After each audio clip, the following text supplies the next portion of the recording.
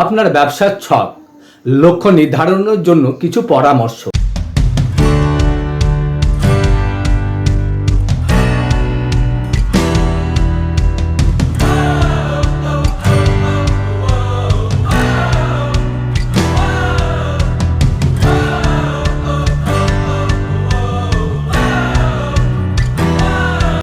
Hello friend, I am doctor P K Pal. Welcome to my channel.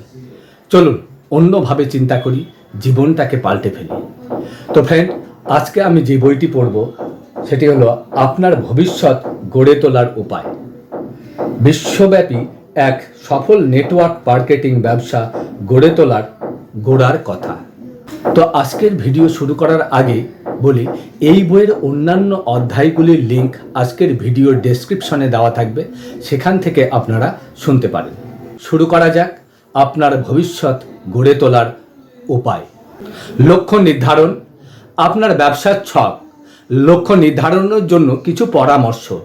লক্ষ্যগুলো সুনির্দিষ্ট হওয়া চাই, লক্ষ্যগুলো লিখে রাখা চাই, লক্ষ্যগুলো যেন বাস্তব হয়।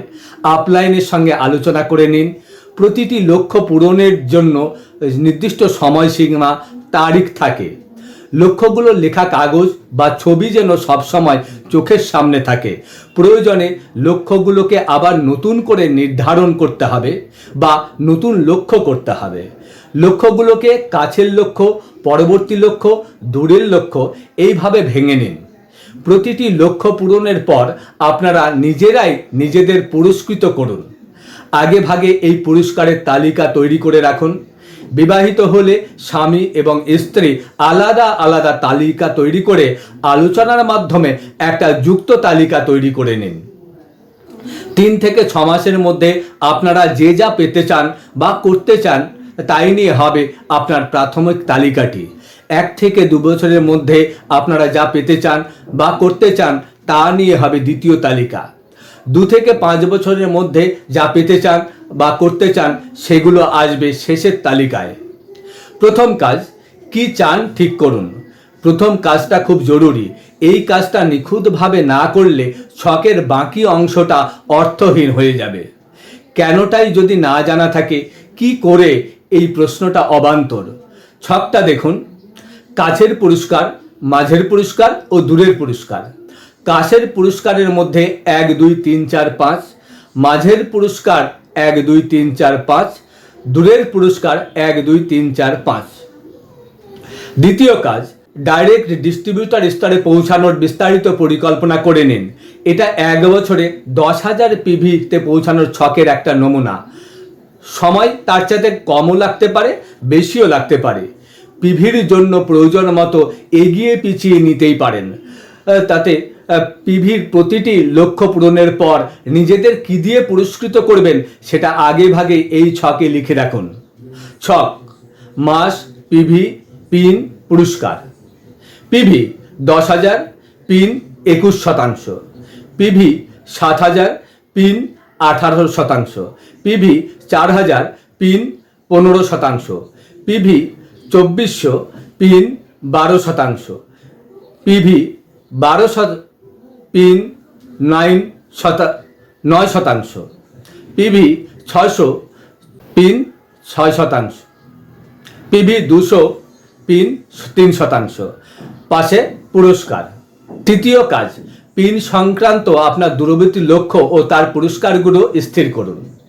ছক: পিন, তারিখ, পুরস্কার, পুরস্কারের স্তর। Pin: DD, Ruby, Sapphire, emerald, diamond. পুরস্কারের স্তর: মধ্যবর্তী, মধ্যবর্তী, দূরবর্তী, দূরবর্তী, দূরবর্তী।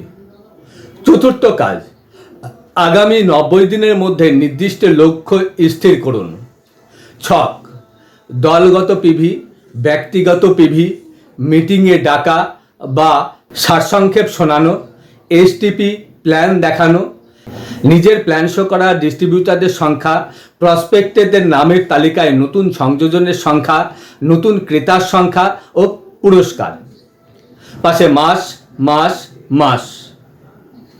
যেখানে প্রয়োজন মাসের লক্ষ্যগুলো সপ্তাহের লক্ষ্যে ভেঙে নিতে হবে।